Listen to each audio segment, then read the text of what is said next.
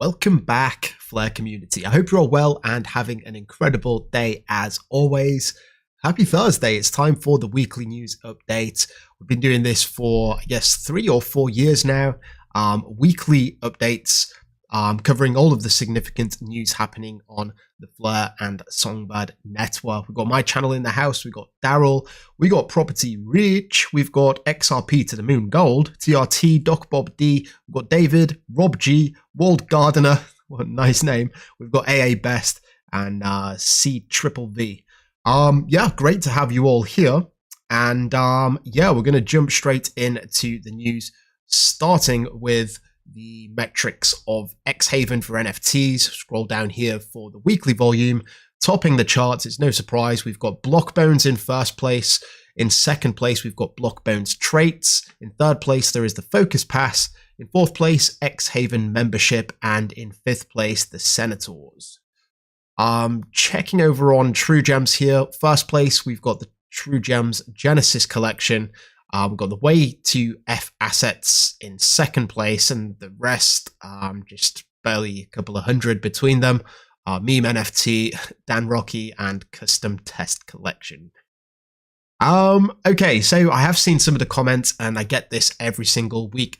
And I would love for you to share it. So read this twice, then share it far and wide. I'm asked this question almost every day. The information is out there. It just needs to be shared to the broader Flare community. What are we talking about? We're talking about rewards. Why have I not got my rewards yet? Where are they?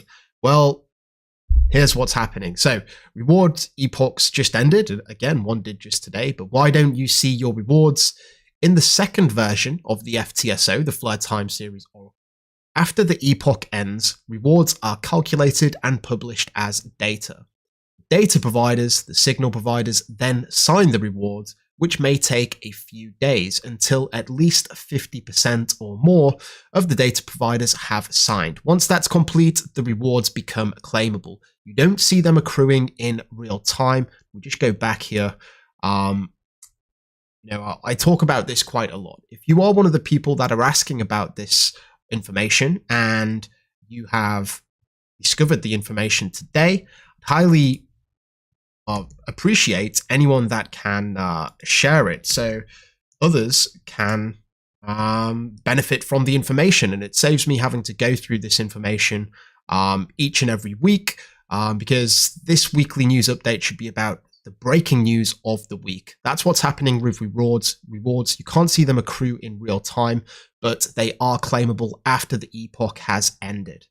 We've got AU here saying that they've lost count of how many times they've explained it, yet the question keeps coming up. It's clear that spreading this message requires the community's collective effort to extend its reach beyond what we can achieve alone.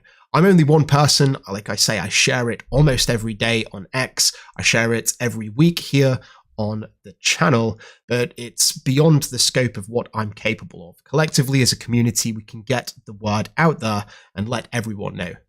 If you're wondering when an epoch ends, well, you can go to flare-systems-explorer.flare.network/reward-epoch. Bit of a mouthful, but I will post this in the chat just briefly.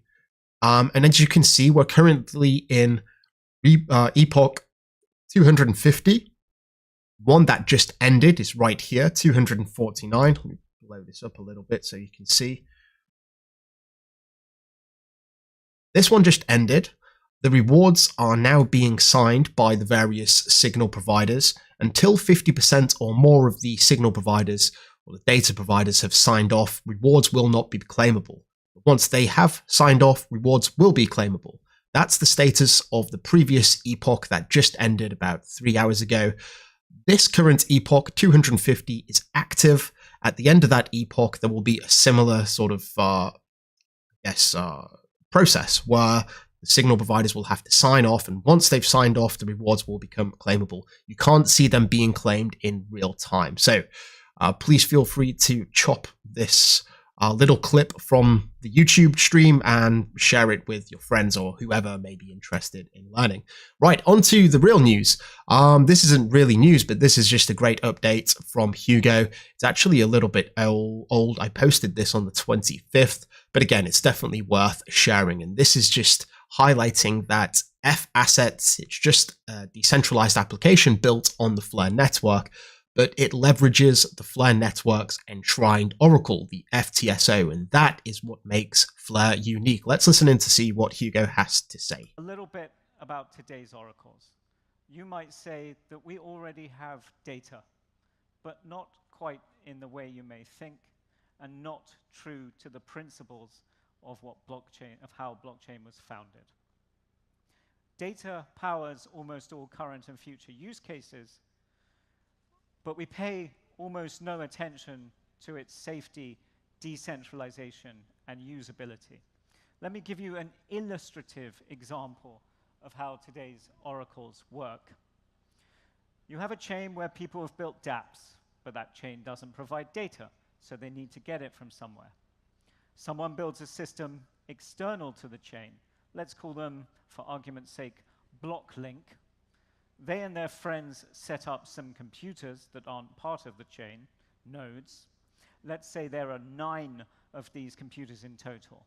And dApp1 needs the USD Korean won price.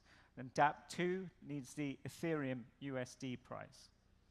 Well, out of those 9 nodes, 3 of those nodes might decide to provide a price feed for USD Korean won, and 4 might provide the price feed for USD ETH.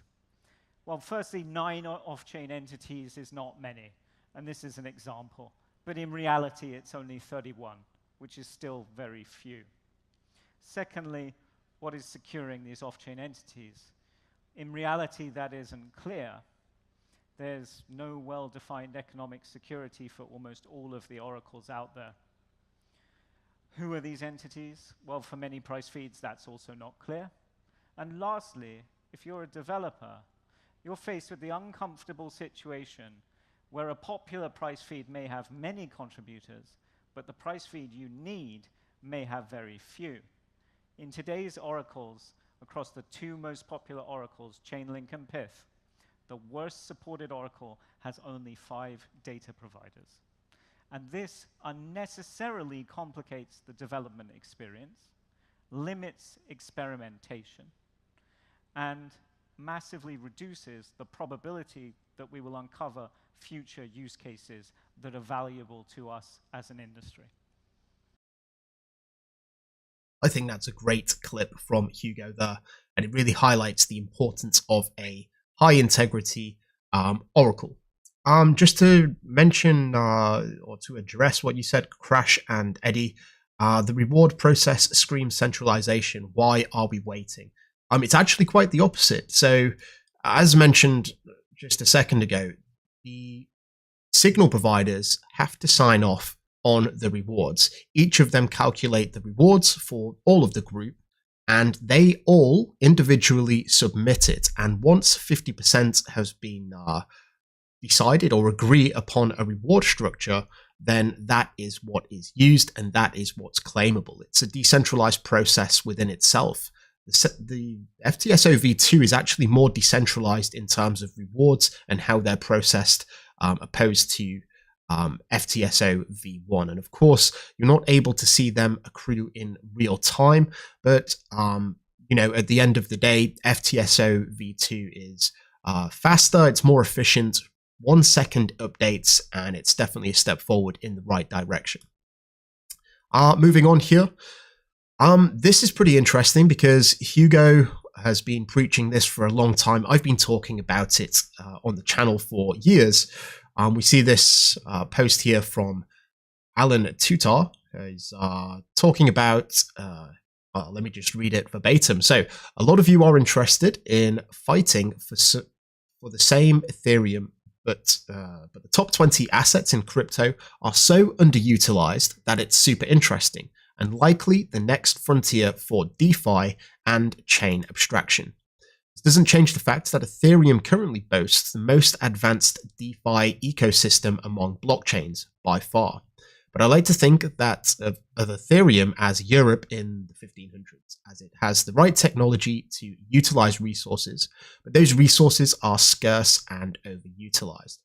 Long story short here, I'm not going to actually read it all. I realize that it was quite a dry read, but he's talking about these various cryptocurrency networks that are underutilized in the top 20 with DeFi. So you've got Bitcoin here. It doesn't really have any decentralized finance applications because it lacks smart contracts functionality. Same with XRP and the same with Dogecoin. Look at the market caps here. This is the potential market of inflows that are going to come to the Flare network once F assets go live. All of these assets, or at least the top three that we know of, are going to be able to be bridged over to the Flare network to utilize the many great DeFi applications that we already have here. So unlocking that value. Just go back to Hugo's post here. Flare, that's the solution. It's amazing how after years and years, everyone suddenly understands the thesis. One platform for all the non-smart contract assets to engage in DeFi. And I've said this for quite a while too. The Flare network, or the Flare community, essentially going to be a community of communities. Of course, we're all the OGs here from the very start, but we're going to see an influx of people from various networks, whether it's the Bitcoin community, whether it's the Dogecoin community, and we already have a lot of people, such as myself, that came here originating from XRP, but I'm sure there's going to be new participants too. A lot of things, great things have been built on the Flare network, and yeah, it's going to attract a lot of these holders of these top cryptocurrency communities that may want to utilize their native assets, but without having to sacrifice the security of bridging via a centralized solution. This is some news from the Flare Networks team. Can you develop a liquid staking and staking protocol that allows XRP, Bitcoin, and Dogecoin to be staked on their original networks and bridged to Flare Networks to secure various third-party services? Well, this is, I guess, one for the developers, but if you think you can build this, there is a $500,000 opportunity that you could seize right now. If you can build this, you can check out the proposal here and get in touch with the team. It looks like I think they have a deadline for this for mid-2025. Great to see that they're actually putting money forward and trying to build some of these novel applications that utilize the FTSO and the Flare data connector. This is some news from Dune here. Welcome Flare Network. So they've actually partnered with Flare, and you can examine delegation and staking metrics, monitor ecosystem activity like smart contracts, tokens, and wallet adoption, and track cross-chain activities. It's basically a dashboard that you can interact with, and you can actually build your own dashboards, which is pretty interesting. And I believe the Flare Network team have a competition out at the minute, maybe 5,000 or 6,000. You don't need any developer experience here. You can just create your own custom dashboard for highlighting metrics that you find useful or intriguing. And yeah, we've seen quite a few applications. This is not the applications, but this is just the generic look of a dashboard with, transaction counts, number of blocks processed, number of active addresses, and so on. Moving on here, this is, I guess, a recent post from Tony Edwards. He's pretty big in the crypto space with 125,000 followers. He's also got a great amount of subscribers on YouTube. And he put out this interview with none other than Hugo Filion, the founder of the Flare Network, or a co-founder. This is really good for those who may just want an overview of the Flare network. These are the topics that were discussed. I feel like if you've already been here for a while, a lot of this would just be more of a recap rather than learning anything new. But still, it's worth listening to nonetheless. If you didn't know, last week the monthly Flare drop did drop. If you didn't know, every month you can get FLR just for wrapping your FLR. There's 36 airdrops, or there was 36, I guess 35 if we count the initial distribution and not as an airdrop. But there is still 12 months of airdrops to go, so we're about 2/3 of the way through. Each and every month you can claim. Best to claim them early so that you can compound and make the claimed FLR eligible for the next Flare drop as soon as possible. With each monthly Flare drop comes a monthly burn. They're going to be burning a total of 2.1 million FLR, and there is reasons for this due to the initial investors who they convinced would initially be benefiting, but they've sacrificed some of their FLR due to the change in the distribution mechanics via FIP01, the Flare improvement proposal, which actually changed the distribution. But this is quite a nice little graphic as well. Could happily watch that all day, but we must move on. This is news from xHaven. If you didn't know, they've released their new dashboard. They've released their new token, xVN. There was, in fact, an airdrop for those who have been participating on xHaven and buying NFTs. This is what it looks like. This is the dashboard. You'll have a little claim button here if you are eligible, been holding any of the xHaven membership NFTs. So be sure to claim them if you haven't already. I believe it expires after 30 days. And you should also have some automatically airdropped for you if you've been buying NFTs on xHaven. Now, please note that this is just buying. If you've been selling, that metric did not count to the distribution. So it's for buying only. If you've been buying on xHaven over the past, I don't know, 3 years since it was Sparkles back in the day, if any of you are old enough to remember that one, yeah, you should have some xVN in your wallet and you can stake it here. Of course, you can sell it, you can trade it on various decentralized exchanges. Moving on to DeFi, this is a message from Enosis, who have recently updated their UI, UX, user interface, user experience for their V3 DEX. Changes include sorting for liquidity pools and an incentive available selector. So this is quite good actually for those who are looking for the best APYs. You can actually sort it by descending order for the APYs, which is great. I guess if you want to make the best decision where to park your money when participating in DeFi.